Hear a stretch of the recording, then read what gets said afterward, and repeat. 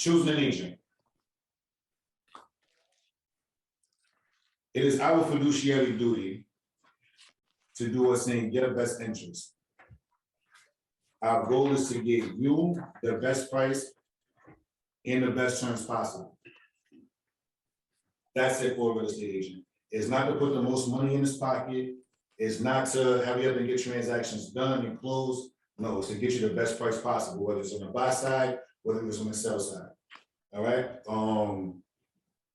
Sometimes, unfortunately, for real estate agents, when you're working on the buy side, you're not going to make as much money because we're actually working against ourselves, which is fine. All right. Again, the money will come.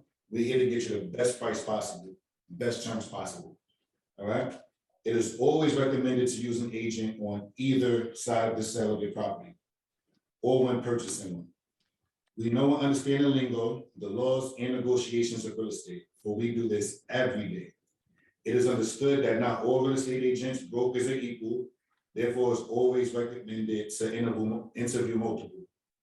Take notes and see Take notes and see who you feel is the best fit for you and your interest. All right. Sometimes just picking one real estate agent, the first one that you see, it might not be a good fit for you. You guys have to blend in. You guys have to blend together. He or she has to be a good fit for you. You have to be a good fit for them. All right. Qualities to look for in an agent at a minimum: compatibility, integrity, availability, honesty, hunger, professionalism, experience, negotiation skills, product knowledge, which is location, property type familiarity, turnover, velocity, and what is their process. All right, if somebody's just winging it, they don't have a process to go around, that's a red flag. That's a red flag. When you guys go to a lawyer's office, when you guys go to a doctor's office, they have a process. You go in, you sign a paper, you do this, you do this, you do this, you do this. Same thing should be happening with a real estate agent. Here's my process. Boom, boom, boom, boom, boom, boom, boom, boom, boom. And then you guys go on from there. All right. Any questions so far? No? Okay. Nah, good. All right, perfect. All right, so now we're on rent versus buy. Right? There are both pros and cons to renting and buying. Some are listed below. All right. Renting pros. It's a quicker process. You don't have to 3, 4, 5 months. It's normally a week or two, if that long. Less money down. You don't got to put 30, 40, 50, $60,000 down. It's first month, security deposit, and broker's fee, more than likely. And then you have the liberty to move. Month-to-month lease, 6-month lease, you have a year lease. You're not married to the property. All right. Renting cons. It's not your property. So you can rent for 10 plus years, and you won't own the paint on the wall. You won't own anything. It's not yours. Your rent can increase, more than likely it will increase. And you can't do what you want with the property. You can't knock a wall down. You probably can't put up paintings because it's putting holes in the wall. There's a bunch of things that you cannot do if you want to do it. The property is the property. Now, buying pros. The property is yours. Ellen, can you check the door, please? Buying pros. The property is yours. You get tax benefits. So more than likely it actually comes out cheaper than renting, sometimes, most of the time. Freedom to do what you want. Again, it's yours, you own it. You want to knock down the wall, you want to open up, whatever, you can do whatever you like. Buying cons, more money down, depending on the program. No? All right. Depending on the program. More responsibility, depending on the property. And debt. You owe somebody hundreds of thousands of dollars. Right? In the state of New York, if you can't afford to pay a minimum of $2,500 in rent, you basically qualify for a co-op. This is of the assumption you don't have a guarantor, your DTI, debt to income ratio, is in good standing, credit is good, and you have reserves in your bank account. All right. The good news is when qualifying for an apartment, most of these are usually checked off already when we vet you. Okay. So here's a little formula that I got. I might be wrong. Again, this is why I'm just in here. Yeah, I should.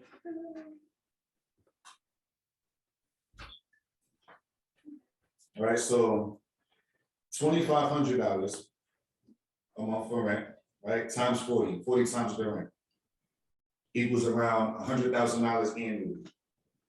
This should take care of your DTI. If a guarantor is not needed, then more than likely your credit's in good standing. The only thing left is your bank statements. Now, $500,000 for a co-op, that's the sales price, right? Asking price, whatever. That's about $17,500 down on the payment. You multiply that by 2 to cover the closing costs as well. 6 months of reserves. Kind of totals out around $43,000. All right. You guys can keep going down. $482,500 on a 30-year loan, around $16,000, 12 months. Basically your mortgage, right? Not in your common charges. Your mortgage is around $1,340 a month. Way less than $2,500 in your own. You don't own the unit, you own the shares of the company, but am I kind of in a realm with that, Justin? Yes, All right, perfect. correct. Now, we must leave room for interest, common charges, and insurance. All right, so we're gonna go to the next one. Here's a little formula basically to give you guys an idea of exactly what it looks like, all right? So let's say you decide to move in 7 years. You're a renter, $2,500 a month. You just gave your landlord $210,000. Just gave it to him. For whatever reason, because you like the apartment. Now, if you're a homeowner, me saying all these numbers might confuse you guys, but that's why it's there. All right. You buy the property at $500,000, assuming that it's a 5% increase year over year over year. Your $500,000 co-op is now $703,000. That's how much it's worth now. All right. Over $200,000 in equity is built just because it increased 5% year over year over year over year. All right. Let's say you sold it at $750,000, paid off $112,000. The original mortgage is $482,500. Mortgage balance, whatever. You just basically gross, not netted, but you just basically gross $380,000 after 7 years. So do you want to lose 210 or do you want to make 380? Pro buying versus renting. All right. Current sales market. There are 3 types of markets in real estate. Most people say 2, it's 3. You have the seller's market, you have the buyer's market, you have a balanced market. All right? Seller's market, demand outweighs supply, right? There's more people wanting houses than there are houses on the market. It's not that much inventory, but everybody wants to buy. So now what happens? There isn't enough inventory on the market. This seemingly gives the upper hand to the sellers.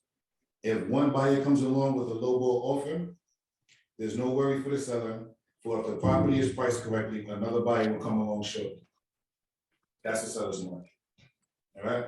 Buyer's market, total opposite. All right. Supply outweighs demand. There's too much inventory going on. Way too much inventory, and then you can check the door. Supply outweighs demand. There's way too much inventory on the market. Buyers seemingly have the upper hand, but if inventory is on the market for too long, it becomes stale listing. It's been on the market 60, 90, 120 days. There's no worries for the buyer. If an offer is not accepted, there's no worries for the buyer. A similar house is on the market.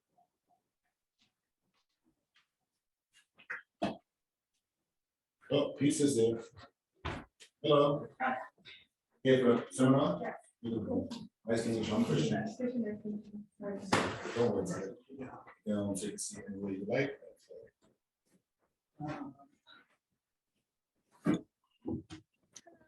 Hi. So that's basically what it is between the differences of the market. So when you hear seller's market, that's what it is with the seller's market. All right. There's too much demand, not enough supply. Buyer's market, there's too much supply, not enough demand. Balanced market, supply and demand are somewhat even. It's almost a 50-50. Neither one of them has an upper hand. All right, so that's what's the difference between a buyer's market, seller's market, balanced market. We are currently in a seller's market. Is this a good thing or a bad thing? Depends on your circumstances. All right, so when I say it depends on the circumstances, it depends if you're a seller. If you're a seller, you might say, I want to sell now, I'm going to get a high price. It's a seller's market. I'm going to have a bunch of people come in bidding for the property, and we're going to get a good price up. If you're a buyer, again, it depends. If you're a buyer, you might want to buy now. Let's say you own a property, you want to sell high, you want to buy high, whichever. But that's just what it is right now with the sellers, balance, and buyers market. All right. Home buying process. This is where I step out, and the most handsome co-host that is known to man, Justin Blond, ladies and gentlemen.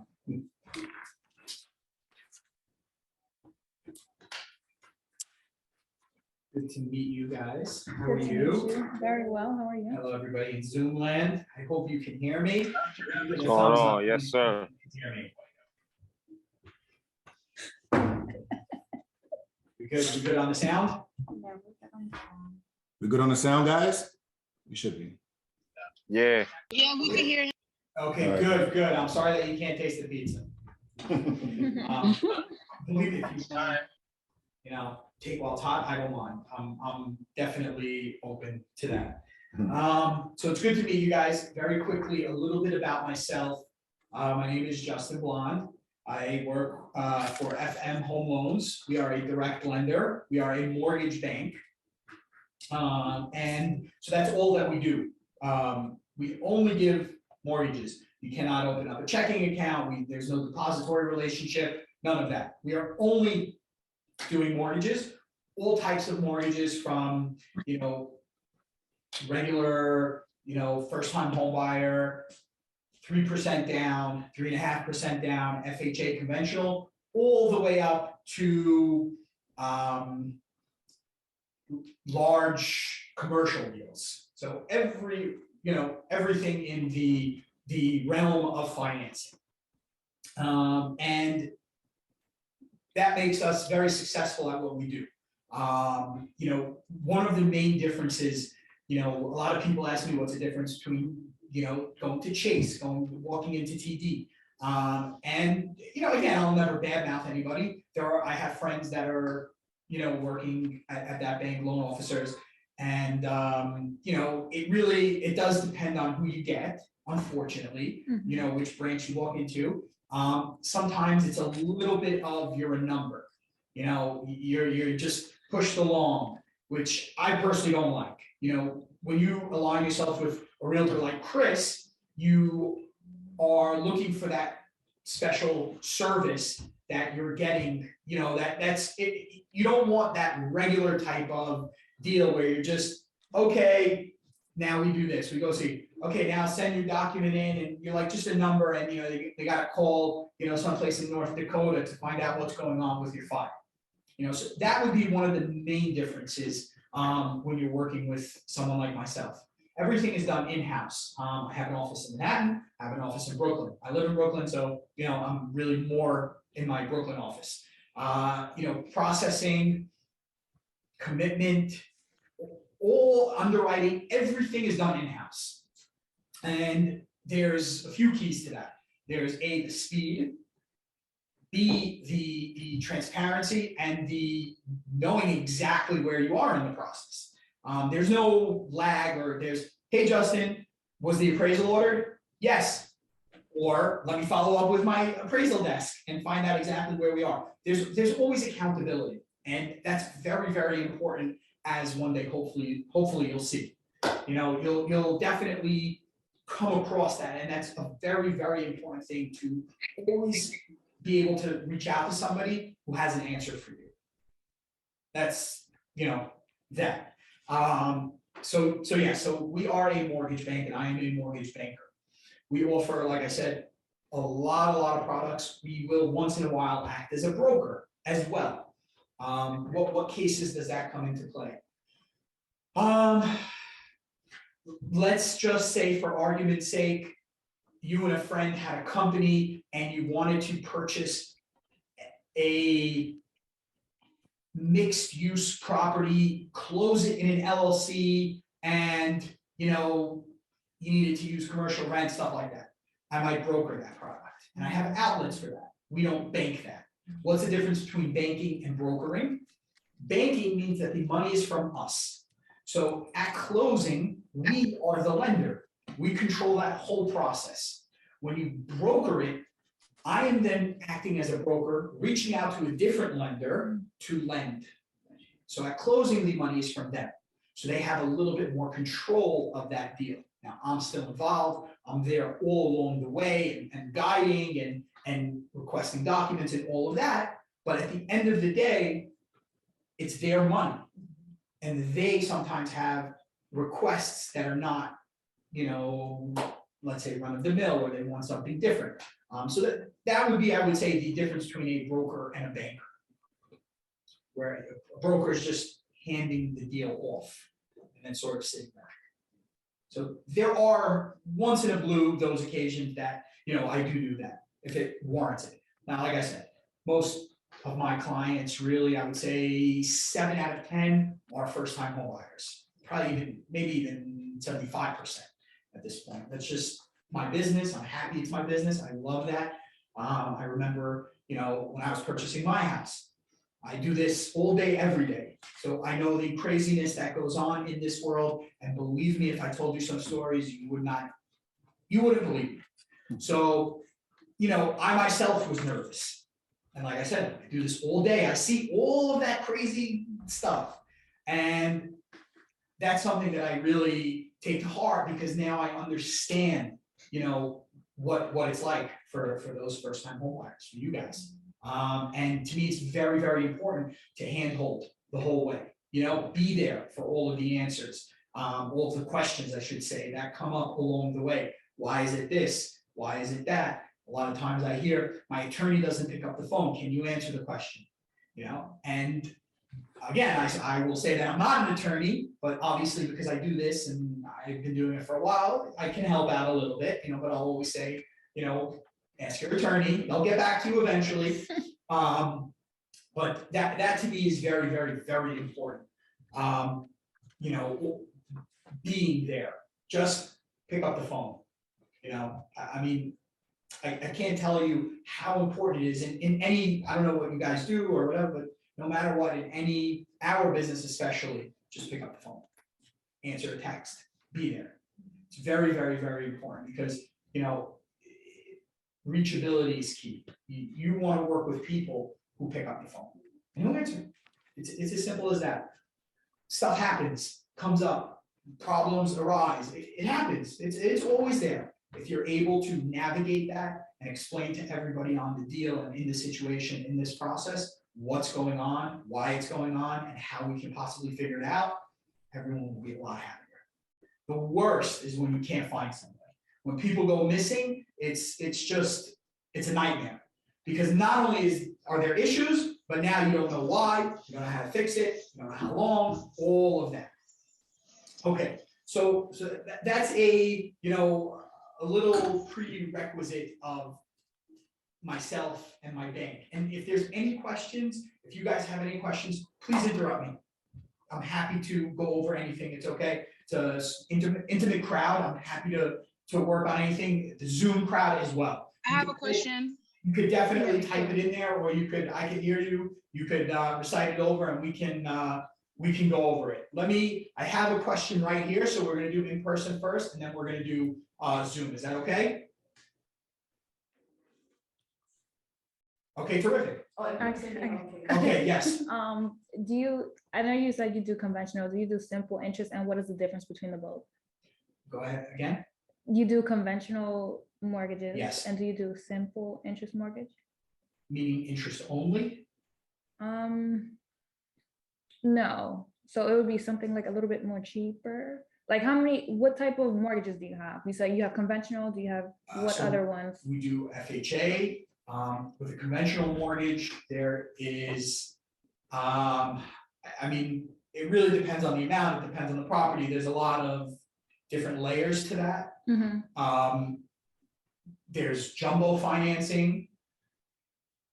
Now, I don't know, I've never heard that term, actually, so, Simple interest? yeah, Oh, okay. so I'm, so it's not interest only. No. Okay, I mean, I'll definitely look I at mean, I that. heard that term somewhere, so I just want to know if you guys did it as well. Okay, I don't know it, so I think simple interests are for like people that's in poverty. I think that's what you're referring to, yeah? Like people that make like, No, that's I think it's a under the different, poverty level. I'm not sure. okay, I mean, listen, I'll take a look into it and I will try to get back an answer to Chris and he'll try to get it back to you. I don't want to leave it, so I will look into it. All right, thank you. Yeah, and again, I don't claim to know everything. I know Chris was talking me out, but, and even though I've been doing this for a while, I learn something new every single day. Right. So, you know, that goes without saying. I mean, again, in terms of FHA, conventional, jumbo, there are 30-year fixed loans, there are interest only, there are ARMs, adjustable rate mortgages, all different types of what we'll call products. That is the one, adjustable fixed, ARM, I think, an adjustable rate. an adjustable rate, Okay, yes. so an adjustable rate, very quickly, is the way that it works is typically you will have a 5-year ARM, a 7-year ARM, or a 10-year ARM. That means that the number is amount of years that it is fixed for, and then after that can adjust, let's say yearly or even every 6 months, according to it's typically the LIBOR market. So it will adjust every year based on where that current market is. So for argument's sake, if you have a 5-year ARM, we are in 2022 now. So that means in January of 27, that would be the last year of your ARM. So January 28, it would then adjust to the current market. So let's say rates went up 2%. So let's say you were locked in at 3.5 for argument's sake, you might, in that 6th year, you might be at 5.5%, because at that point it adjusts. Does that make sense? Mhm. Okay, Chris, I think there was a Zoom question. Yeah. Was there or no? Yes, my Zoom question is, if it's possible, are you guys gonna touch on, because I know it's a first time, what is a home buyer? Do you guys touch on like grants that's out there for people who want to come in as a first time home buyer or interested in possibly being? Absolutely, I can definitely go over that in a little bit, 100%. And if I don't remember, then please, Chris, remind me, okay? Got it. Okay, so I just want to go over what I would consider the first steps in the home buying process. Okay. Now, a lot of people sort of have it backwards, and that's okay. You know, they'll reach out to Chris. Hey, Chris, and it always happens like this. You know, you're on Zillow late at night in your bed, in your PJs, right or wrong. You're laughing because that's typically the way that it happens. Mhm. Hey, I'm looking on Zillow and I saw this. I love this. I want to go see it. You know, this is the house. You know, this is the house for me. Chris, can you get me in there this weekend? Chris's first question to anybody who wants to see a house is what? Do we know what that question is? We do. Were you pre-approved? We pre-approved. Always. Now, why is that the most important question? The reason that is the most important question is because without knowing if you were pre-approved, not Chris is, I would say, probably wasting his time, but less than you. Why so? You have no idea of whether or not you qualify for that payment, A, and we're not just talking about a mortgage. What else goes into a mortgage? You have tax, property taxes, homeowners insurance, sometimes mortgage insurance, and we'll touch on that. So there's the part A of it, which is qualifying, we'll call it. And then part B is being comfortable with that payment, which is just as important as qualifying, if not more important. Because a lot of people will call me up and say, Justin, what's the maximum that I qualify for? And, I obviously will go that route. They want to know what the ceiling is, how much they can borrow, how much they can buy, how much buying power they have. And I will always go over that. However, I also like to break down the actual numbers of what your actual monthly cost is going to be. Because once you close and you start making payments, you need to have an exact idea of what that costs, what that is. You have to be comfortable with that. And to me, that's just as important as qualifying. So when you walk in that house and you're looking at it, you're comfortable knowing what's going to go in. You say, I'm willing to offer X amount of dollars because I know what that end result will be. I know what that will cost is, and I'm comfortable paying. So to me, that's one of the top priorities of mine when we're getting pre-approved. So that's the first step. Chris will always say, get pre-approved. Now, whether it's from me, whether it's from your local banker, whether it's from someone else, it should always be me. But okay, that was a joke. but whoever it's from, you must get pre-approved. Because otherwise you're really walking into something not knowing the full picture, not realizing all of it that goes into it, not realizing that you can't even make a real offer without that. So why are you going? That's the whole thing. I mean, listen, Chris, at the end of the day, he's viewing a house, he's meeting other agents, possibly networking. Okay, that's good. But you guys are really just taking time out of your day, looking at a house and not realizing the full picture. So that's why it's very important to get pre-approved first. Now, what goes into a pre-approval? There's also, the second thing that I want to talk about mainly is what goes into a pre-approval and what's the difference between a pre-approval and a pre-qualification. Have we heard those terms? A pre-qual or a pre-approval? So very quickly, a pre-qual, what's the difference? A pre-qual is basically a conversation.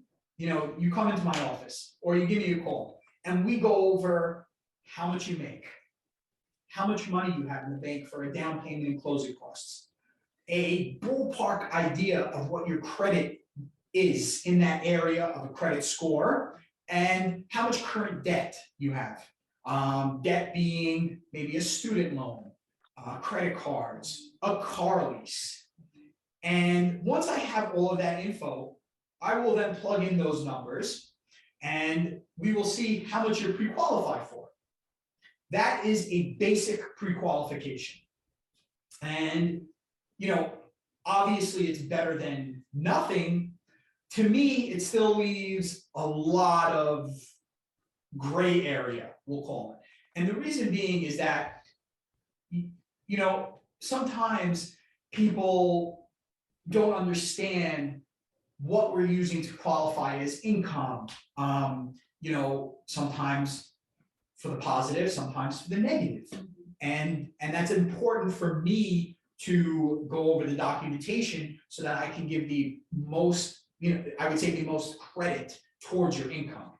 A lot of people who are W-2 employees, that you have a gross amount and a net. So the taxes get taken out. A W-2 employee, we use the gross amount. And I had a conversation with somebody one time and they kept on telling me the net amount. So until I saw their documentation, I said, hey, you're really making 25% more.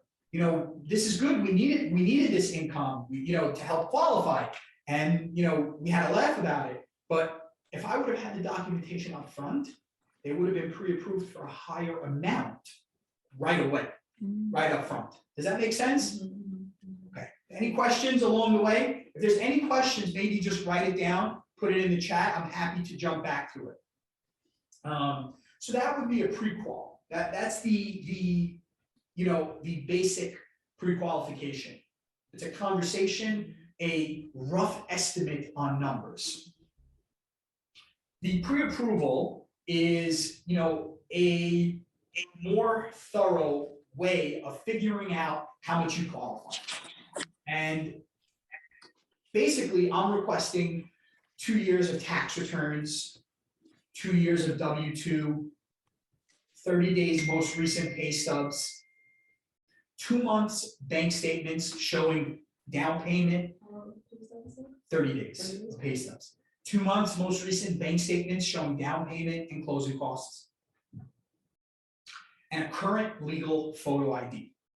That is your basic pre-approval. For the most part, that is your full pre-approval. And 90% of people are able to, get pre-approved with just that information. So I'll go over it quickly. You have 2 years of tax returns, 2 years most recent, 2 years most recent W-2s, 30 days most recent pay stubs, 2 months most recent bank statements, and a current legal photo ID. Now, once I have that information, getting pre-approved is really 1, 2, 3.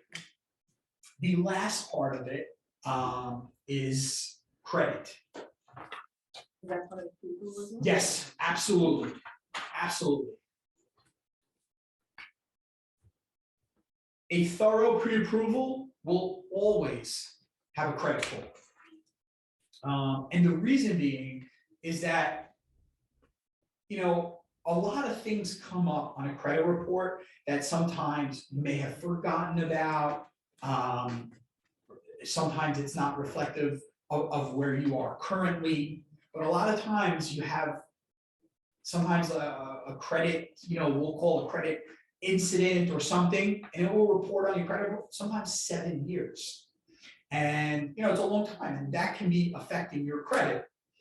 Now, the second part of it is that a lot of times people will look on like creditkarma.com or freecreditscore.com, and it's a very different scoring model than what a bank will use. As a bank, we use what's called the FICO method. And that is where we pull all 3 credit bureaus at the same time: Experian, TransUnion, and Equifax. And we will sort of weigh credit differently than, let's say, if you were going to take out an auto lease. Like a car lease will have it more similar to like freecreditscore.com rather than a bank's pull. Now, you can have good debt also. Sometimes people who have like student loans, they say, oh, I have a lot of student loans and my credit might not be so great, but I pay my credit cards and I pay my student loans. And a lot of times it's better than what they are seeing on Credit Karma or freecreditscore.com. Now, why is that? It goes back to what I said about being, weighed differently. A student loan is federal debt. And if you have a good payment history on a federal debt, that works wonders for your credit. That really will boost it a lot higher than your average person who's just paying down credit cards. People with good credit card history, payment history, they may see like an 811, or 760 or whatever it may be. But then when we pull it, it's 738. They always say, oh, my score dropped. The score didn't drop. It's weighted very different. So I always try to explain that. A credit report is good for 120 days.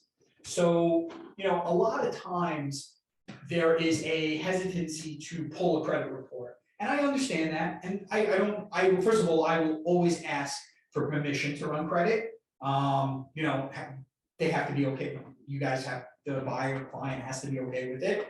But I'm also okay with not running credit right away.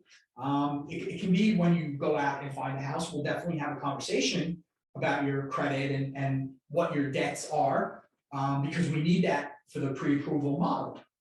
That's part of it. There's something called debt to income ratio. We'll get back to that, but that's half of it. You have income and then you have debt. So that's 50%, and the debt comes out on the credit report. I need to see that to really give you a good idea of how much you qualify. So you have no debt, do you need debt to live in a house? Do you have none? No, you don't. It's a good question. Did they hear that? If you don't have any debt, can you still get a mortgage? Is that correct? So you can have zero debt. What you do need is open credit. Yeah. Yes, it's always good to have at least 3 trade lines. That's a very good question, very important question. So I'm happy that you asked it. That's why I love questions. So you don't need debt at all. If you have zero debt, that's great. It's then, you know, you're starting off sort of ahead of the game. You don't have to make up for that debt with income because it's in comparison.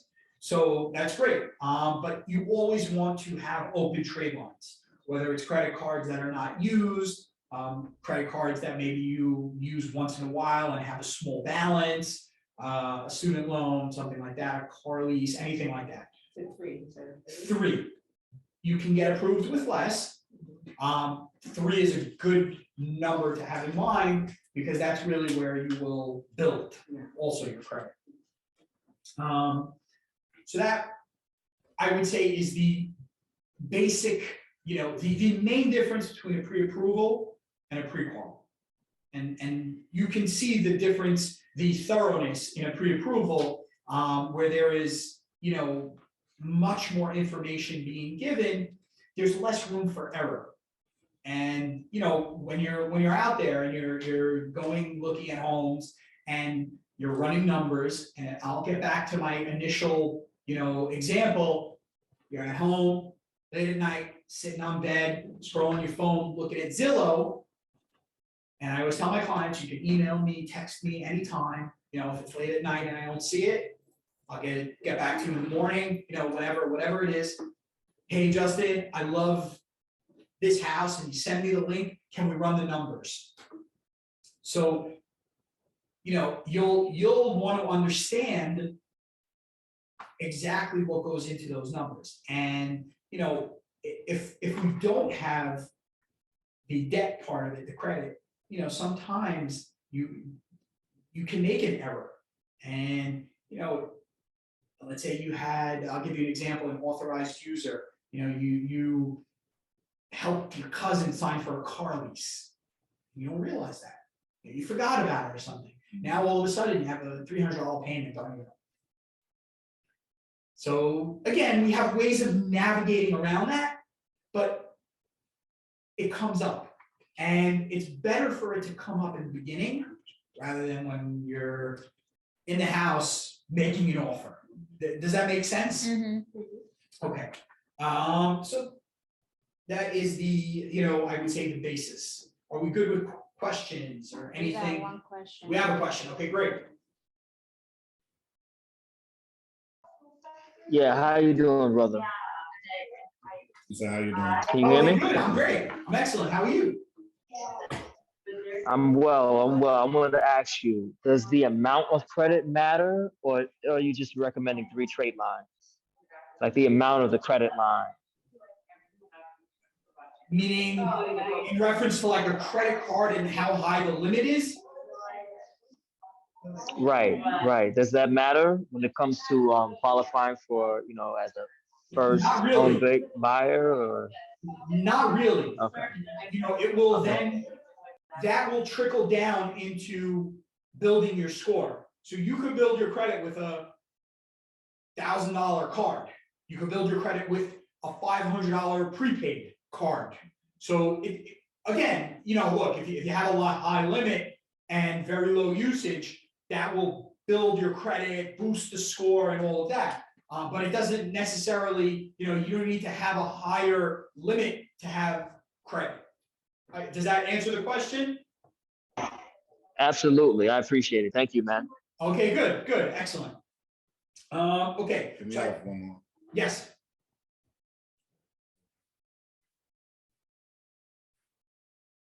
Vanessa, you have another question? No, he answered it when he was explaining which of the three scores that they kind of basically look at. All right, perfect. Anybody else have any questions now, or are we all good? Forever hold your peace. So, well, we'll come back to it in a couple of minutes. I just wanted to go into the next, sort of the next part of it. And I know this is a lot of information. So, you know, and as you get deeper into it and start, you know, wanting to get pre-approved, wanting to go out and look, you'll have more questions. As many as you think you have now, there will be more. Feel free to reach out to me anytime. Shoot me an email, text, whatever works, I will get back to you. You know, there are millions of things that come up, and you should always have somebody that you can rely on that will give you, you know, some direction and an answer to help you in this process. Whether it be Chris, whether it be myself, reach out, feel free. That is what we are here for. Okay, so the next part of, I would say, which goes hand in hand with getting pre-approved, and I touched upon it a little bit before, I call it CIA. Like the federal agency, CIA, credit, income, and assets. So that obviously goes into every mortgage. It is the three tenets of the home buying process. Credit, you know, we just touched upon, which is your, not only your score, but also your debts. And that will sort of help us determine your buying power. The I is the income part of it, which some might argue is the most important aspect of it. How much, you know, annual salary we're making. Are we an hourly employee? Are we part-time? Are we self-employed? There are many different types of ways to earn income, obviously, as we know. We can be a W-2 employee and self-employed. So there are, like I said, many different aspects to the income portion of it. And the A is assets. Assets is the money needed to purchase the property, whether it's the down payment or it's the closing costs. That is all inclusive, the assets. So you don't need like 401k information or like money market accounts? Up front, no. You know, we are determining where the money for this purchase is coming from. So, and it could be a gift. You know, a lot of times people don't realize that, you know, sometimes you can have mom, dad, grandma, grandpa, uncle, cousin, you know, very, very, very close friend, you know, gift money towards a purchase of a property. And that's a beautiful thing. I mean, you know, if it's available and you're able to use it, that's great. As long as we document it, and there are ways to document it, we can use a gift as a form of down payment. It's 100% usable. And the asset, so the asset parts of it, we always ask for 2 months. The reason that we want to see 2 months is because once money is in your account for 60 days, it is considered seasoned. Seasoned means that it is technically yours. We're not asking where it came from. We don't need to see the source of it. So anytime there are what's considered a large deposit, we will ask the source and explain it. So let's say you guys send over a bank statement and I see a $12,000 deposit, and the underwriter or I would ask, you know, hey, what's this 12K? You know, where'd it come from? And you say, oh, that's a gift from, you know, my grandma. Okay, great. So we explain it, with a gift letter. So we show the copy of the canceled check, which means, once it's deposited on the front and the back, and it has like a line through it, that's called a canceled check, and along with a gift letter. So we fill that out, that's considered sourcing and explaining a large deposit. So that's going back to the 60 days of the statement. We want to make sure that because of banking has very strict guidelines and strict laws, they want to make sure that there's no, money being put in for the use of this purchase that the government doesn't really know about. You know what I mean? They want to understand where the money for this purchase is coming from. So that's why the money has to be seasoned for 60 days. So, and again, I've worked with plenty of people who have also like cash under the mattress, which some people still do. I guess if you work in a cash business or you own your own business and it's a cash business and there's a lot of cash, and literally it's in their home, we have to figure out a way to get it into their account so that it becomes usable. Cash is completely not usable. You can have 100 grand. You cannot use that towards the purchase of your home if you're getting a mortgage. So a lot of times, cash is king. It's not. Not anymore. It will only make things more complicated. And that's one part of getting pre-approved that I want to know up front. Where is the money coming from? Because then I can at least help you and guide you to the correct way of getting it done.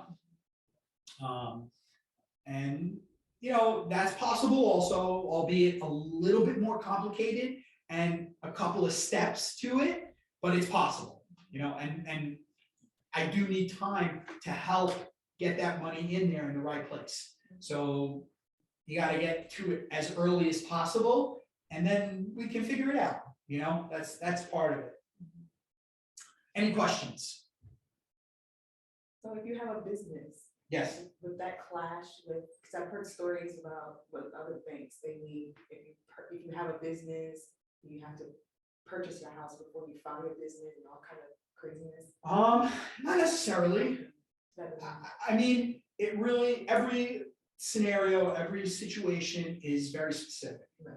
And it's hard to make a general statement that, you wouldn't be able to file mini business returns like that before purchasing. It can be, it depends on what years we're using. Typically they look back at 2 years, which is why I ask for 2 years up front. It's always a 24-month look back, as well as what's going on this year. They want to know that as well.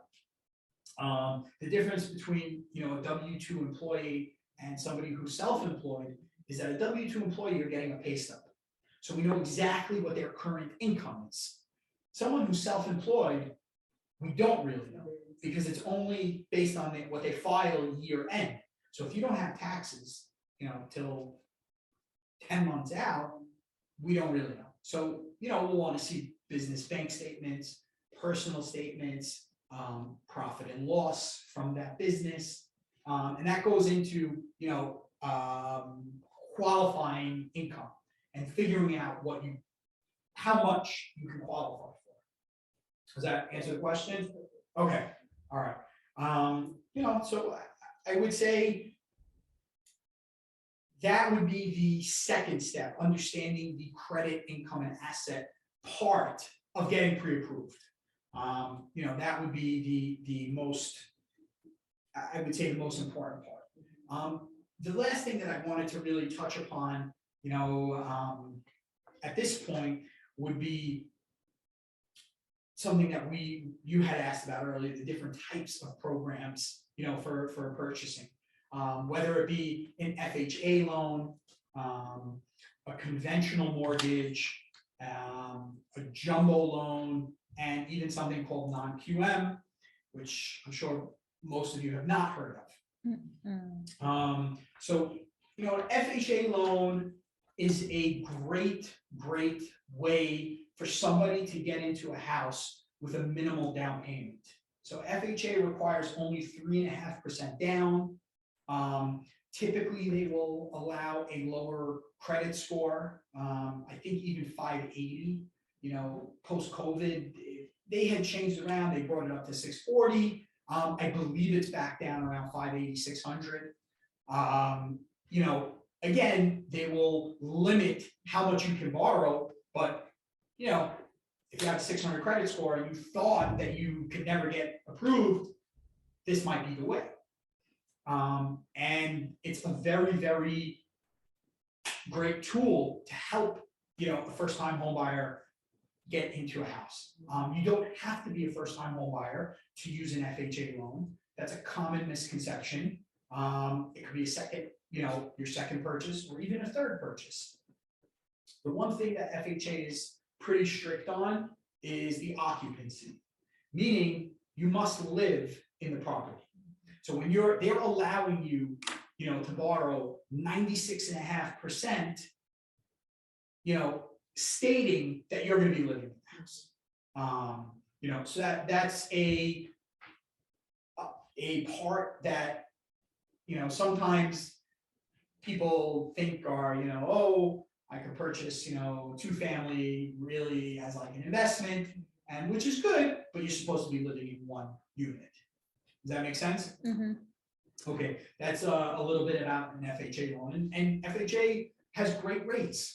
So they're not even penalizing you for, let's say, a lower credit score, putting down 3.5%, so you're able to finance a large, loan at the same, sometimes even better rate than what a conventional mortgage would be.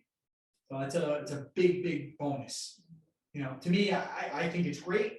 A lot of times sellers, when they see an FHA offer, they don't like it. I guess Chris can comment on that better than me. But a lot of times I hear, oh, this house, an FHA loan, there's going to be 30 offers, they're not going to want it.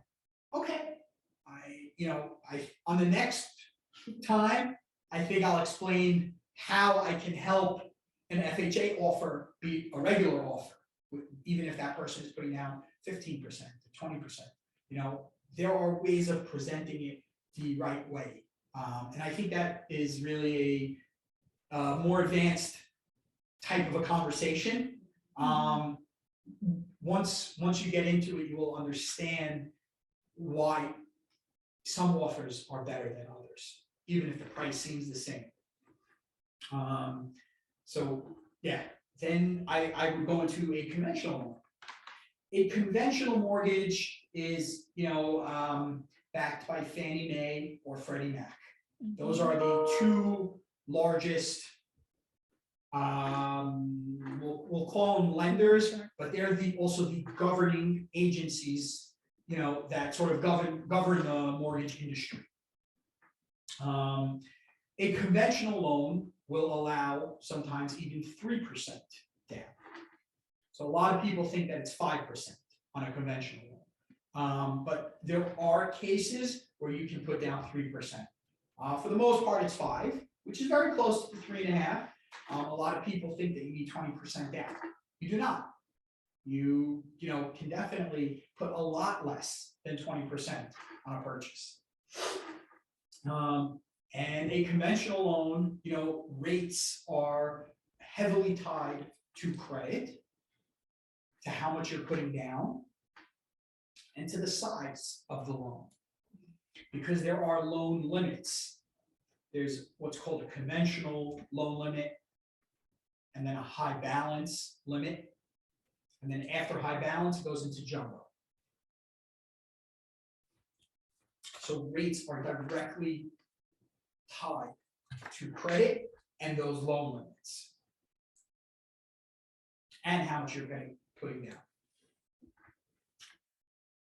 A jumbo loan, very quickly, is a larger loan for a single family house. This year, I think it's all the way up to like 970.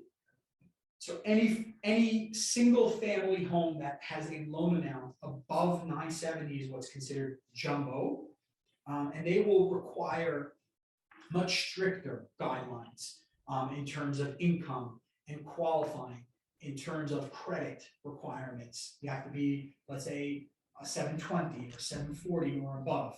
You'll also need post-closing reserves. Post-closing reserves are months of your mortgage payment just sitting in your bank. And those are some of the, I would call stricter requirements for a jumbo loan. Now, they will typically have slightly better rates because of those stricter requirements. The last, type of a mortgage that, I guess it's not really geared towards a first-time home buyer, but it can be. It's called a non-QM type of a mortgage, which stands for non-qualified mortgage. Those type of mortgages, we are using other ways to qualify for the purchase rather than tax returns or income. And I'll give you a perfect example. Realtors, even people who are self-employed, they use Schedule C income.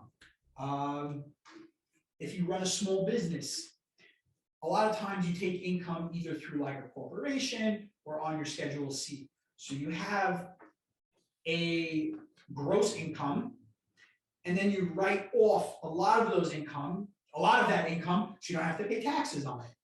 That's what most self-employed people do. And because of that, your tax returns don't look so great. So when you turn around, you go to the bank, and they say, you had a great year, but you wrote off all this income. The banker then says, yeah, but I can't give you a mortgage on that because you didn't pay taxes on it. You made 6 figures, but you're only paying taxes on 20 grand. That's what we're using to qualify. And that's a common problem with self-employed borrowers. So we came up with a solution that will allow different ways of qualifying. One of those ways is through bank statements, business bank statements. So if you own your own business, we could use 12 months of bank statements to qualify in place of tax returns. So I don't even need to see tax returns. And that will be in lieu of tax returns, these 12 months of business bank statements. And that bank statement program can be used for, a primary purchase that you're going to live in, a second home, or even an investment property. That's one of the ways. Another, way that we had figured out would be very beneficial to, let's say, real estate investors. Let's say you wanted to purchase a 2 or 3 family home and use the rental income, to pay for the mortgage. We would basically take market rent of those 3 units, and if it covers the mortgage, tax, and insurance, we will then lend you based on that. And that's called debt service. If the debt, the mortgage, is being serviced by the cash flow of the property, we will lend you. And I don't care about tax returns. I don't care how much you're showing on it. I don't care if you qualify on that end. We only care about the rental cash flow of the property in comparison to the mortgage. Like I said, that I would say is not geared towards first-time home buyers, but it's out there, and it's another way of helping people purchase property, which is the goal. One thing that I wanted to touch upon, which I heard Chris speaking about in his thing, and I love his booklet. Next time I gotta make a booklet. The rent versus buy. And this is very, candid. Always buy, if you can, no matter what, whether it be now, whether it be in a year, whether it be in 2 years, that is the goal. The tax benefits of owning, the forced savings, quote unquote, because essentially you are paying the mortgage it's an asset that you own. That asset is appreciating most of the time. I mean, we see what happened to prices here, New York, the boroughs, Long Island, Westchester, Bronx, wherever you go, prices went up. no matter what. And in COVID, it went crazy, you know? What happens with rent? Also goes up. The problem with rent is that it's paying somebody else's mortgage, not your own. And if you're in a 30-year fixed loan, your payment is not going up. So, you know, there's always pros and cons to both sides. There's no question. And some people, you know, it may not pay to buy if they move around a lot, if, you know, for a couple of reasons. But me being on the financing end of it, there is nothing better than purchasing property. It really creates a lasting way of building wealth. You can, again, you're building equity in an asset that you own. So essentially, you can then turn around and refinance, take out money to purchase another property. You know, it can lead to that. Again, like I said, rent goes up pretty much no matter what. And if you have a 30-year loan, it is not going up. Maybe your property taxes will go up a little bit, but your mortgage is staying the same. From now, if you close in January 2022 till January of 2052, your payment will be the same. So at the end of those 30 years, you won't have a payment. You own it free and clear. 30 years of rent, you still won't. You know, and that money is gone. So I deeply believe that, you know, that should be the goal, is buying. Because, you know, there's just so many, the tax benefits of you're able to write off the property taxes on your tax return. So that's money that you get back. Mortgage interest paid to banks, that's money that you get back. Then there's the depreciation of the property that you get back. All of that year end, if your payment is $2,500, and then year end you get back $6,000, let's say in your pocket. So what's your real payment? I hope my math is right, but then it's really like $2,000. You know, so to me that's a huge benefit. And that's why I always, you know, if you can, always gear up to get yourself into a position to purchase, however long it may take, whether it's a year, whether it's 2 years. Don't think it's impossible. Don't think it's, you know, again, maybe you say, you know what, I want to move out of the boroughs. I want to move upstate, you know, get more bang for my buck.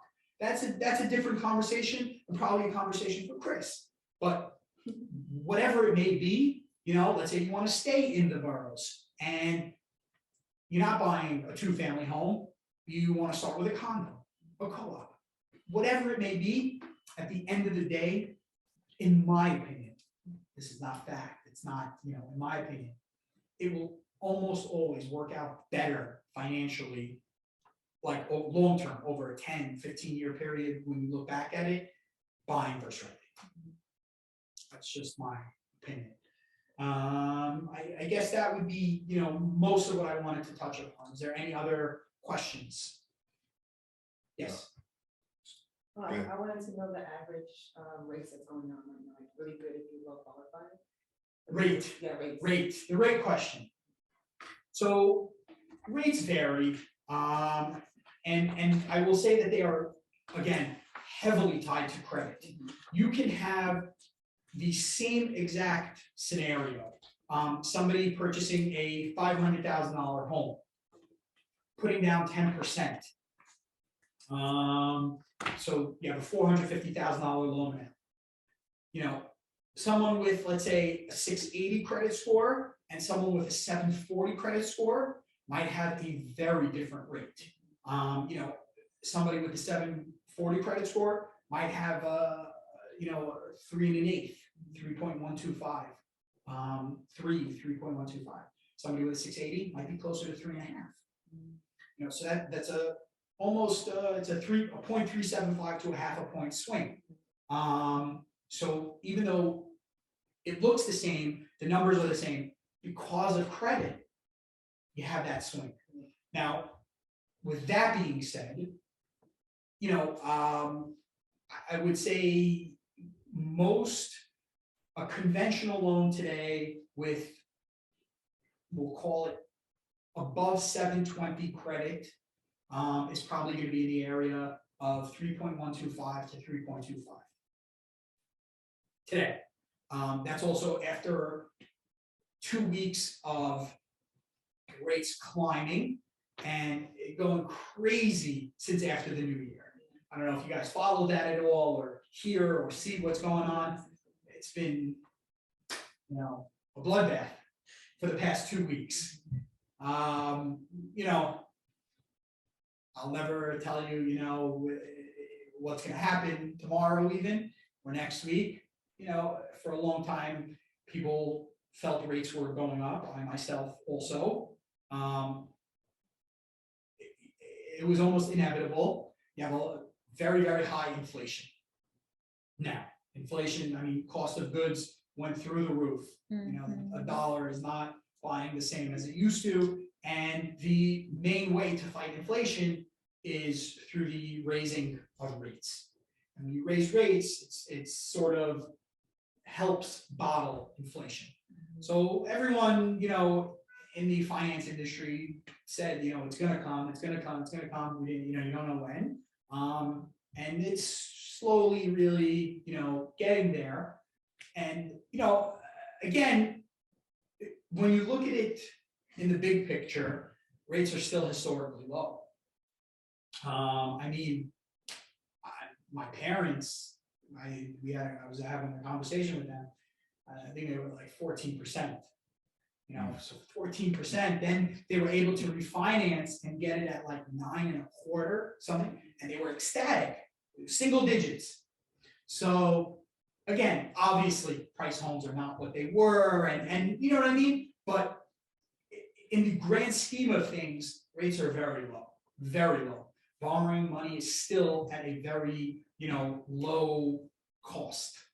And, people say, oh, rates went up a little bit, I'm gonna wait. The cost of waiting far outweighs, a quarter in rate. Because, people, and I see this sometimes with my own clients, they wait, in the beginning, home was, they were looking at a house that was $460, just recently. Now they're looking at houses in the 600 range. There's no more 460. It's gone. It's over. And meaning where they want it to be. So, okay, that's also all relative. If they go a little bit further out, maybe it goes down less, closer to 500. But just to compare apples to apples, where they want it to be, that 460 pre-COVID is gone. It doesn't exist. So the waiting is, okay, sometimes it goes down, sometimes it goes up. But, the quarter or even the 0.5% in change in rate doesn't make as big of a difference as $100,000 of price. So, and again, maybe prices will come down a little bit, as rates go up. I don't think that's gonna happen now. That's my personal opinion. I think it will take time. I think it's still very much a seller's market.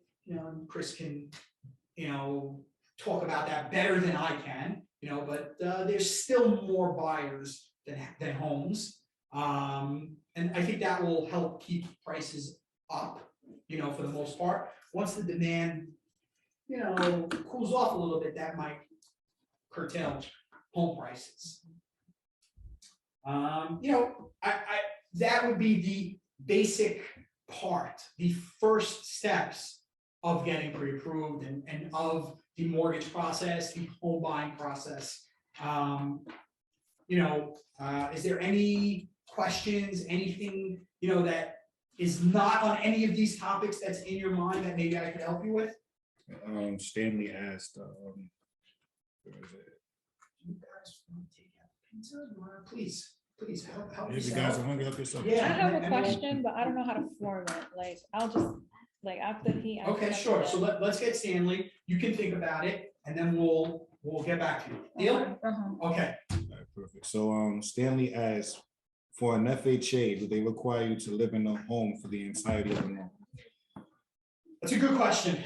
Like I said, occupancy is definitely very important. You do not have to live in it for the entirety of the loan. I would say it's a gray area to how long you're supposed to live in a property. And again, an FHA loan will give you a great rate, allow you to put down, a lower down payment, and maybe even not have a great credit score because you're living in the property. Now I have plenty of clients who purchase a home with an FHA loan, even a multifamily home. So they live in one, rent out the other, helps pay the mortgage. And then a few years later, I get a call, hey, Justin, thank you, you were great, you helped me, I now want to purchase another property.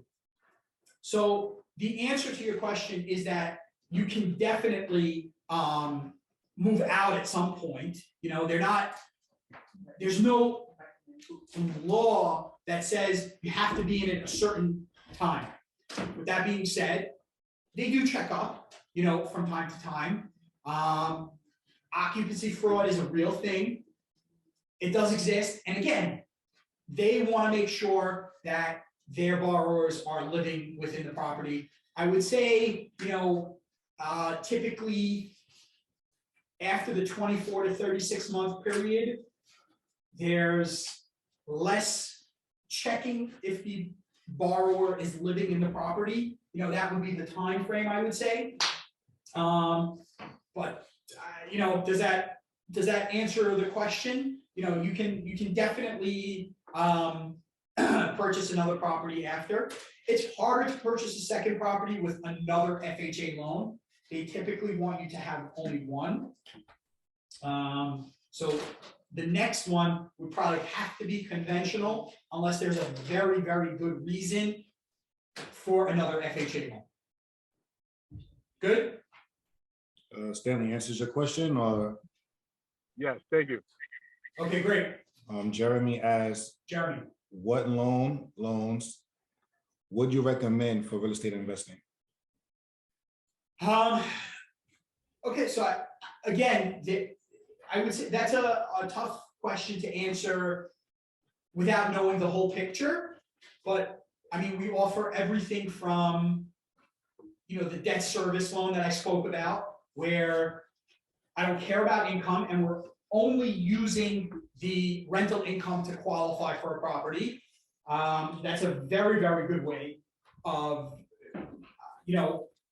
a good amount. I would say the other 25% of my business, a lot of it is that client, the real estate investor who is not showing income on their tax returns and they still want to purchase property. So we do it through this debt service program. That would be one way. We do fix and flip loans. A lot of people have heard about fix and flip. Fix and flip is what's considered short-term money. A lot of times property needs rehab. So you will get a certain amount of money to purchase, let's say 80 to 90% of the purchase price, and then let's say 80 to 90% of the construction cost.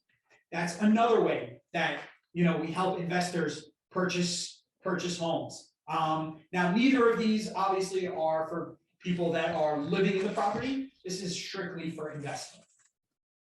That would be I would say the two main ways of helping facilitate a purchase for an investor. We do commercial loans as well for commercial property. What is a commercial property? That's a good one. A commercial property, by definition, is either a residential property with more than 4 units, so it's 5 or above, which is considered multifamily, or it has a commercial aspect. So it can be a store, it can be a doctor's office, or office is considered commercial. So you could have like a mixed use building, which is a store and 2, 3 units above. That's commercial. If it has a commercial aspect, you would then get commercial financing. Does that answer the question, or does it bring upon new questions? And you had one. Yes. did you wanna- Jeremy, did you wanna- answer your question, Did you Jeremy? want to take a stab at it? Yeah, that answered my question. And you also touched on a multi-unit property question I was going to do with a follow-up, but you touched on it. So Okay, Thank good. Okay, great. Can you say you had the question? No, I'm gonna ask it later. Okay, sure. You sure? Yeah, I'm gonna ask it like one-on-one. Okay, no problem. You got it. You know, that's, I would say, again, every scenario is specific to each borrower, each purchaser. You know, there are a lot of moving parts in the mortgage process. The more you know, the better. So I would say that, and you know, obviously, you can see how this can go on for a long time. You know what I mean? There's a lot of information, and it leads to other questions as well. One question may bring upon another 10 questions. So, you know, really feel free to reach out if something comes up down the road. I'm happy to help anytime. You know, I really do try to pick up my phone all the time. If you have any questions, reach out and I'll get right back to you. That's the best that I can do, you know, to help hopefully guide you on your home buying process. Thank Okay. you. Good, great. Chris, anything that maybe you thought you would want me to touch upon, or, oh, yes, grants. Yeah, there we go, Vanessa. She wanted to have information on her. So I'll put it to you this way. We, as a bank, do not offer grants anymore. It's a longer conversation as to why not. There is a lot of fine print, and sometimes, such as like a N.Y.C loan. Has anybody ever heard of N.Y.C? They will, you know, you have to live in the house for a certain amount of time. You can't refinance. If you sell or refinance, you then have to pay back a certain amount. It does take time to get approved for these grants. That's why we stopped doing it 3 years ago, I would say, something like that. We decided for us, it just wasn't working out for our realtor partners and whatever. Now, with that being said, I think it's great. You know, you can get, I think it's called Home First Down Payment Assistance directly through NY.gov. So online, I'm almost 100% sure it's Home First Down Payment Assistance. You could Google it, and it should lead you to a city website. It's a phenomenal way. If that is helping you get in a home, I am 100% for it. Us as a lender, we will allow a lot of these grants, and we use it as almost as if it's a gift. We get the proper documentation, and it's your money. That's it. We don't view it as anything else. So you can, let's say, apply for it and then work with me on your mortgage still, you know, if you choose to. So it can be a great way to help you get in a home. Now, again, it does take time. Typically, you have to sign up for the program, and it's, I don't know exact, it's at least, you know, 3, 4, sometimes 6 months of like classes and of, you know, doing certain home buyer seminars that they want you to participate in for that grant. And then at the end of it, sometimes you do get approved, sometimes not.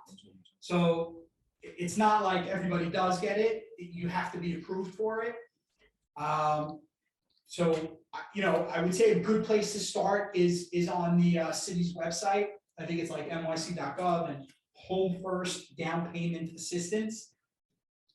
Definitely, you know, why not?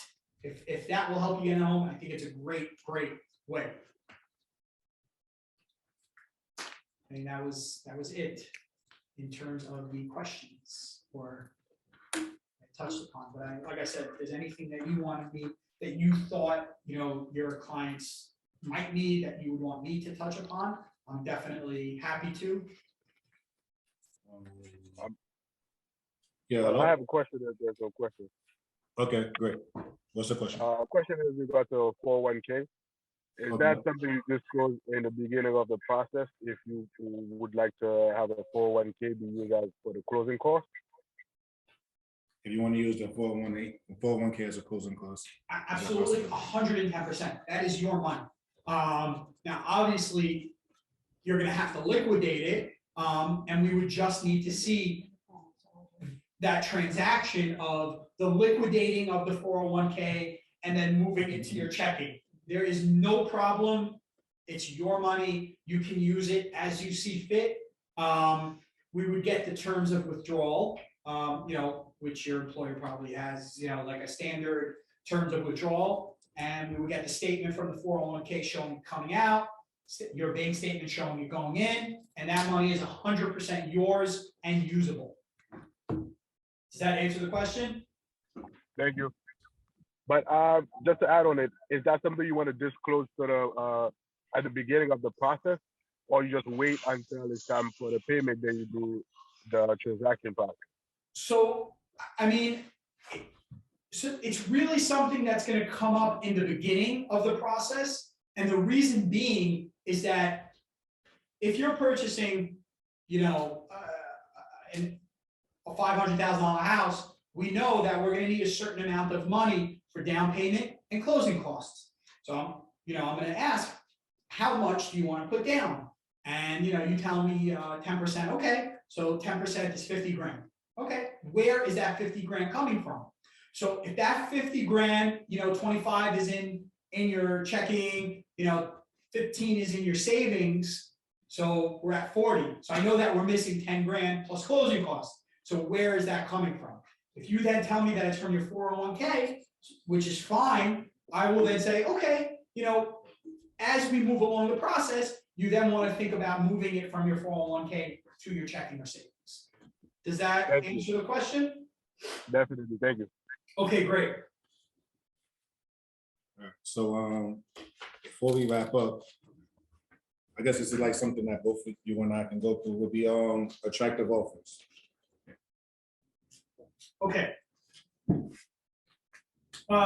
So we touched upon this a little bit, that not all offers are created equal. And I know Chris has in here, his sort of scenario. I want to explain a little bit about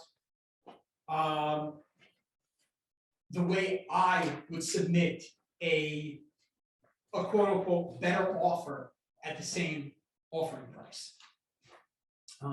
So when we get all of the information in, we have your 2 years of income documents, we have your asset statements 2 months, and we pull credit, and I have what is considered a full file.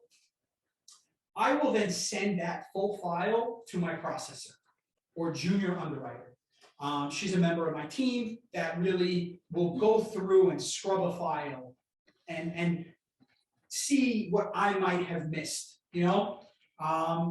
She's basically almost an underwriter, and she will go through the file with that fine tooth to see, oh, Justin, you're gonna need this, let me tell you why. And what we will then do is run it through what's called the automated underwriting system, AUS.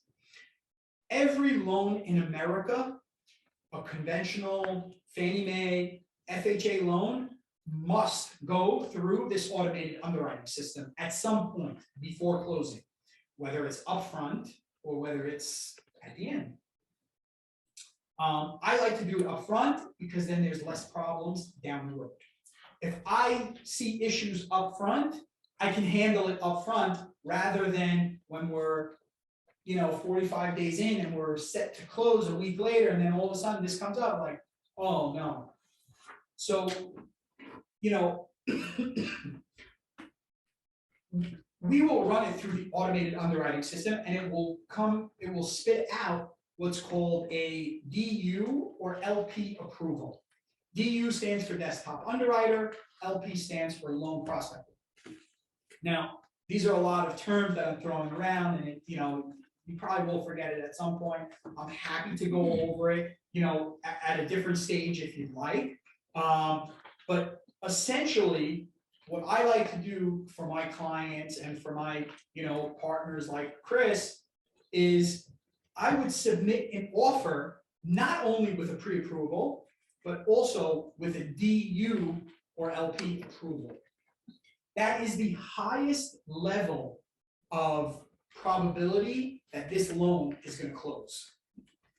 So even if you're offering sometimes even a little bit less, it's a stronger offer than somebody that is maybe pre-qual. And they just walked into their local branch, they told the loan officer, I make X. They see what they have in their bank account. My credit is XYZ, and that is the pre-qual letter that they got. Now, obviously, you can see a big difference in the level of, you know, attention the pre-approval and the pre-qual and the approval, you know, get, you know, and would you consider them equal? Definitely not. Definitely, there's a big difference. And so the way that I look at it is I want to present, you know, the highest level probability of closing for my clients, because that's the most important thing when you're submitting an offer. The price, obviously, you need to be in the ballpark. If everybody's offering 500, you can't offer, you know, 470 with this DU and say, listen, I'm going to offer you 30 grand less, but I have a DU approval. I'm going to close. That doesn't work, you know. But if everybody's in that 500, you're offering 500, 495, 498, and it's coming, and Chris is submitting your offer with not only a pre-approval, but also that DU approval, it will go through all of your credit, all of your income, and it breaks down everything. That tells the seller's agent or the listing agent that, wow, this guy did his homework on these borrowers. They supplied all of the necessary information to be pre-approved. The file, they have a full file that was already run through the system, and they're like 2 weeks ahead of the game. Once we have a signed contract, we go straight to ordering appraisal. That's a big, big difference from somebody who has a pre-qual. And to me, that's a much, much, much more attractive offer than somebody that is, you know, just even pre-approved. Pre-approving is great, but you need to know where it's coming from. And a lot of times I like to reach out to listing agents. I say, hey, I'm working with so-and-so. Christian Newton is the agent. Oh, okay, I see the offer. I see the offer came with this DU approval. What is that? Sometimes these agents don't even know what it is. Not all agents are as good as Chris. And they could have been doing it a long time, but they don't know this part of it. I explain what it is. I educate them. Once they have that education, they see the difference between the offers. And to me, that's a big, big bonus. Now, that would be one way of putting in an attractive, a more attractive offer than what else is out there. It's very, very useful tool. Is that good? Is there any questions? Any questions in the chat? Good. I have a question. I don't know, but I'm just gonna ask anyway. I know I've heard from people that I've known that bought a home or something like that. You know, sometimes as you come into looking for a home for you and your family, I know sometimes in contract they may say like home inspection and things like that. How can a first-time homeowner avoid sometimes where people try to hide like errors in a home, where it can cost a new homeowner lots of money coming in when they see these errors and then they already bought the house, closed it, and all this type of stuff? That's more so a question for me. That right there really depends on the inspector, the level of inspector that you have. You want to get somebody in there that not only will just look through it, but again, someone like the DU and LP, they go through it with a fine-tooth comb. Some inspectors are just going there, touch a few walls, plug in a few of their appliances and things like that and say it's good. But you need somebody that's gonna go in and say, okay, this is wrong, foundation could be better, termites, so on and so forth. So that's kind of where it really goes into. You need a very, very, very good inspector. You know, do your research on them, ask for reviews, everything. Just do your homework, because buying a house is going to be more than likely your largest purchase in your life. You know, it's going to get bigger and bigger afterwards, of course. So you want to make sure that that's taken care of. Make sure you got a good inspector. If you want, hire another inspector after that. You know, an electrician, a roofer, something like. You just want to make sure you cover all bases. It might cost you a pretty penny in the beginning, but it's going to save you thousands and thousands and thousands in the long run. So do the client do that, or the realtor do that? Like hire the inspector? The buyer will hire the inspector. Okay. We can refer an inspector, but it's ultimately up to your decision and your discretion if you want to use an inspector or not. Is it able to be negotiated in contract? Like, let's say I can bring an inspector of my choice into seeing the home, or the electrician seeing the home, like whatever's in the details of the contract, is the buyer can indicate those on their behalf before they sit there and say, okay, I want to fully purchase this home? Inspection is before the contract. So what happens is you put in an offer, you see the property, you and your realtor will go in, you like it, you want to put in an offer gets accepted. The very next step that happens is an inspection. That's the very next step. You want to make sure that the property is going to be in good condition. And even after that, once you go through the inspection and everything like that, before closing, the day before, or at most 2 days before, you're going to do what's called a final walkthrough to make sure that the property is in at least the same condition that you left it when you did the inspection, or better. So that's how it's going to happen. So once you start seeing things, the inspector typically takes 12 to 24 hours to give you a report on everything that he or she found. Once that happens, you can now tell your attorney, listen, I want this, that, and the third fixed, so on and so forth. And then the second round or third round of negotiations start to go through, you know, whether you want the seller to fix it, whether you're going to fix it and you want money off of the property, or so on and so forth. That's how that works. Okay. I have a question. Normally when some people, what I've heard, purchase homes and they pass that threshold of inspection and things that's never followed through, what are like the downfalls that will happen? When you say things that don't follow Like you through, put in the offer and then you were pre-approved, everything was set, and you go through the inspection, and I guess in closing, something happens and they don't get their house or something. so I think that we need to figure out where the fall through is. Okay. Is it on the inspection, you're in contract, you negotiate on a few things that need to be fixed with the seller, and then it doesn't get fixed? Right. Or that you don't get a mortgage, That or, too as well, or something like that. I mean, there's a lot of reasons why a mortgage might not go through. Change in income. If you didn't pull credit and you decided to go ahead with placing an offer, and now you're in contract without a credit report, and then you pull the credit.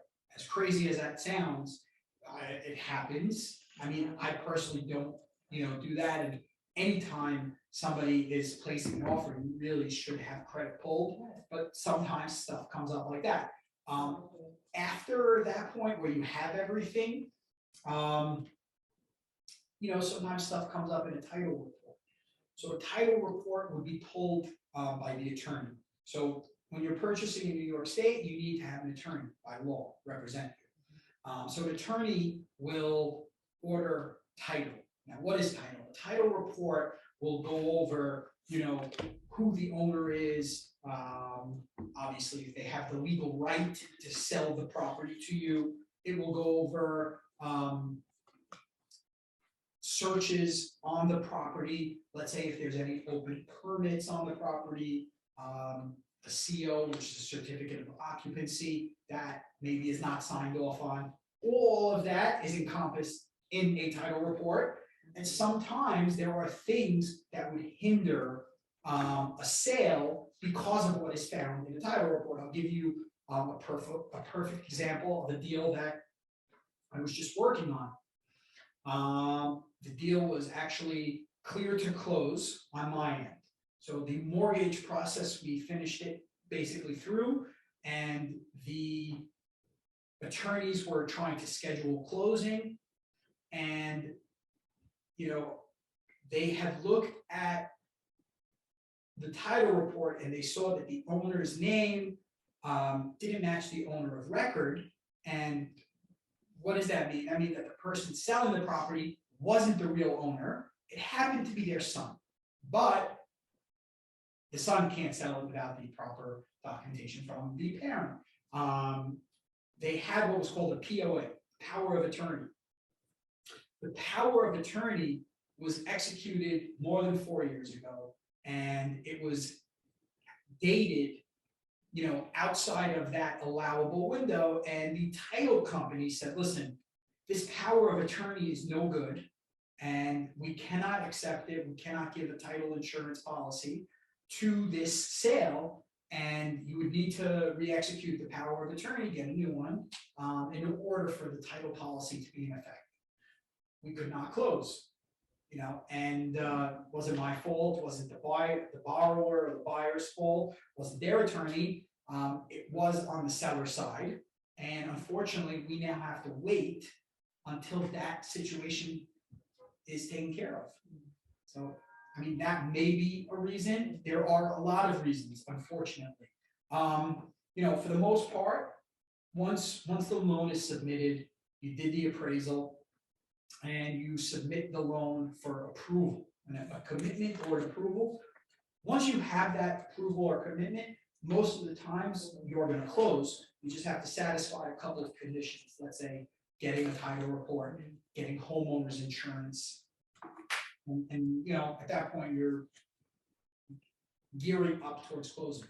Can a homeowner insurance and property tax be in the mortgage? No. Most of the time it is. I would say 90%, 95%, you're paying the mortgage, tax, and insurance together, all in one payment.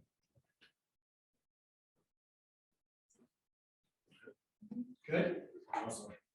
So that's really it. We kind of covered everything, really. The last thing to cover would be something called creative financing. I'll go over it really, really quickly. Basically what happens is sometimes so sometimes we need a mortgage and we need other things to make, again, the offer more attractive. So one way, let me give one example. One way to think of creative financing would be get funding, like Justin said. Another way would be, let's say the owner's into Bitcoin, right? And you want to give him $500,000 in cash and $50,000 worth of Bitcoin. That's creative financing. That might be what puts you over the edge on making it offer more attractive, right? You have wraparound mortgages, you have assumable mortgages, you have lease to option, where you rent a home, you rent a condo, you rent a co-op, whatever, but you also have the option to buy at the end of it, right? And you have lease to purchase, almost the same thing, but you have to purchase it afterwards, right? Seller funded permanent buy downs. That's into interest. Ask $5,000 from the seller, put that towards your interest rate, it'll probably knock off 1% depending on how much everything is. You'll save a lot of money over the course of the mortgage. Things like that. I'm going to send everybody the packets. I'm going to send everybody Justin's information. I'm going to send everybody my information if you don't have it. Put your emails in the chat, phone numbers if you like, and that's it for tonight. Oh, thank you.